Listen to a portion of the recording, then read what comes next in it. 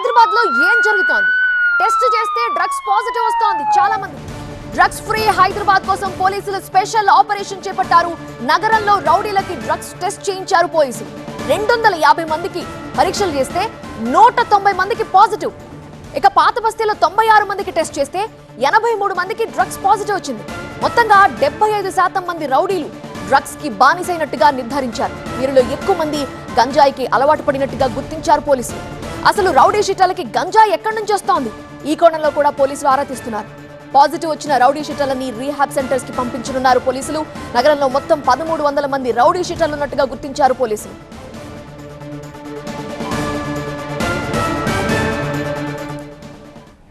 Police అధికారులు ఏమంటున్నారు? Drugs free Hyderabad గా ఎలా మార్చబోతున్నారు?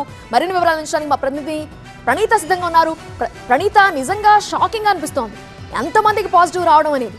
సో వీళ్ళకి అసలు డ్రగ్స్ ఎలా వస్తున్నాయి? అలానే కొంతమంది గంజాయి కూడా వాడుతున్నారు అంటున్నారు.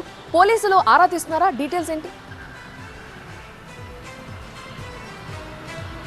హైదరాబాద్లో హెచ్న్యూ పోలీసులతో పాటు టాస్క్ ఫోర్స్ పోలీసులు ఒక సంచలన ఆపరేషన్ నిర్వహించారు.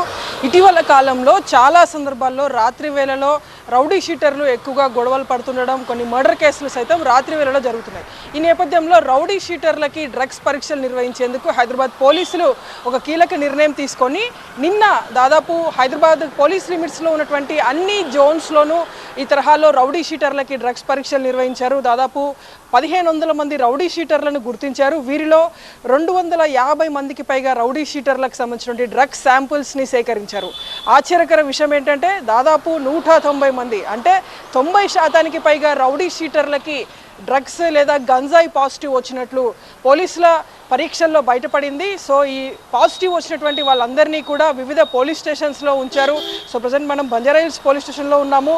సో పాత వెస్ట్ జోన్ లిమిట్స్లో దాదాపు 20 మంది రౌడీ షీటర్లకి డ్రగ్స్ పాజిటివ్ రాగా వాళ్ళందరినీ కూడా ప్రజెంట్ బంజారాహిల్స్ పోలీస్ స్టేషన్లో పెట్టారు. కాసేపు క్రితమే కొద్దిసేపట్లో వీళ్ళందరినీ కూడా ఇక్కడ నుండి రీహాబిటేషన్ కోసం తరలించనున్నారు. ఈ విధంగా హైదరాబాద్ సిటీలో అన్ని జోన్స్ పరిధిలో కూడా రౌడీ షీటర్లకి డ్రగ్స్ పరీక్షలు నిర్వహించారు పోలీసులు.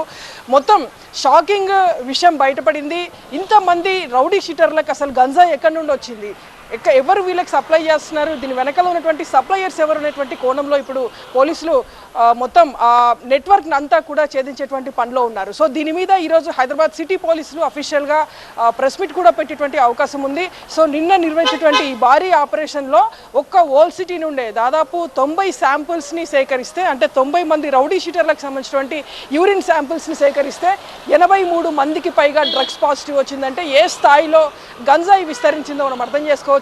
ఈ తరహాలో ఒకవైపు రౌడీ షీటర్స్ ఆగడాలు కట్టడి చేయొచ్చు, అండ్ సెకండ్ థింగ్ మొత్తం డ్రగ్ సప్లైని అంతా కూడా పూర్తిగా నిర్మూలించవచ్చు అనేటువంటి ఉద్దేశంతోనే హైదరాబాద్ సిటీ పోలీసులు ఈ తరహాలో ఒక ఆపరేషన్ నిర్వహించారు. సో ఈ ఆపరేషన్కి సంబంధించి మరిన్ని వివరాలు కాసేపట్లోనే టాస్క్ ఫోర్స్ డీసీపీ మాట్లాడేటువంటి అవకాశం కూడా ఉంది. Right Pandit, thank you for joining.